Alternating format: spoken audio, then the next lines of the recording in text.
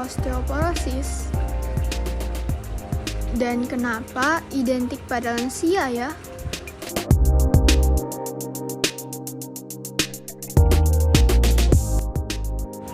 Nah, sebelum kita tahu apa alasannya, tentu kita harus paham dulu nih, apa itu osteoporosis?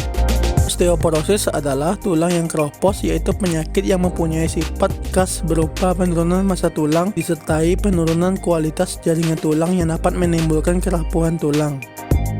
Nah, ada beberapa klasifikasi osteoporosis berdasarkan penyebabnya. Osteoporosis pasca menopause. Primer, osteoporosis yang terjadi karena kurangnya hormon estrogen, hormon utama pada wanita yang membantu mengatur pengangkutan kalsium ke dalam tulang.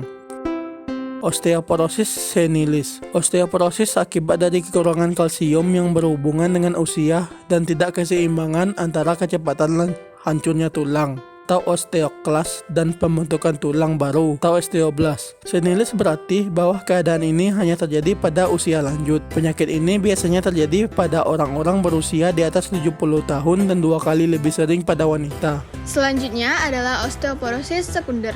Kurang dari 5% penderita osteoporosis juga mengalami osteoporosis sekunder. Hal ini disebabkan oleh keadaan medis lain atau obat-obatan. Penyakit ini bisa disebabkan oleh gagal ginjal kronis dan kelainan hormonal, terutama tiroid, paratiroid, dan adrenal, dan hormon tiroid yang berlebihan. Pemakaian alkohol yang berlebihan dapat memperburuk keadaan ini.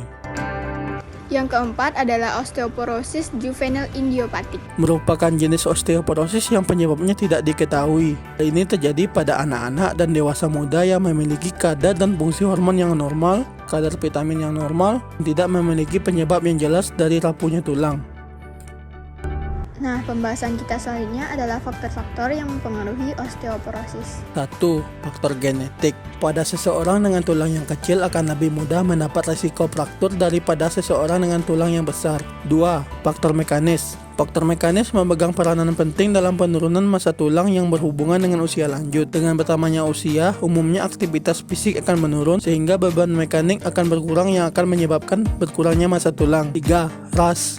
Orang berkulit hitam jarang mengidap osteoporosis jika dibandingkan dengan orang yang berkulit putih. 4. Jenis kelamin. Osteoporosis biasanya lebih banyak diderita oleh wanita daripada lelaki. 5. Umur. Osteoporosis biasanya lebih sering diderita oleh manusia lanjut usia. 6. Kalsium. Kekurangan atau kehilangan estrogen pada masa menopause adalah pergeseran keseimbangan kalsium yang negatif.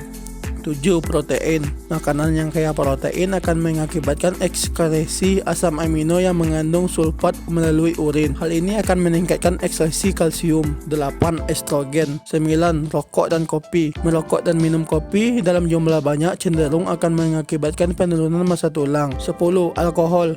Alkoholisme mempunyai kecenderungan masukkan kalsium rendah, disertai dengan ekskresi lewat urin yang meningkat.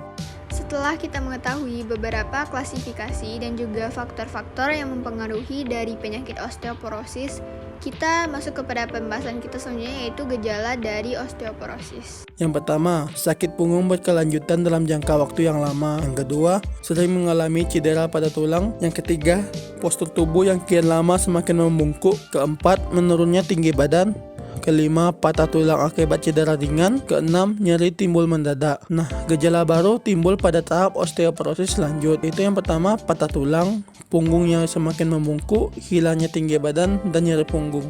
Nah, kita masuk kepada pembahasan terakhir, yaitu cara mencegah osteoporosis, yaitu dengan mengkonsumsi makanan yang bergizi, dengan mencukupi asupan gizi tinggi kalsium, selanjutnya mencukupi asupan vitamin D dalam tubuh, dan olahraga yang teratur. Selanjutnya, hindari rokok dan minuman alkohol serta kafein yang berlebih. Pengobatan osteoporosis, segera melakukan pemeriksaan kesehatan tulang untuk mencegah penyakit osteoporosis.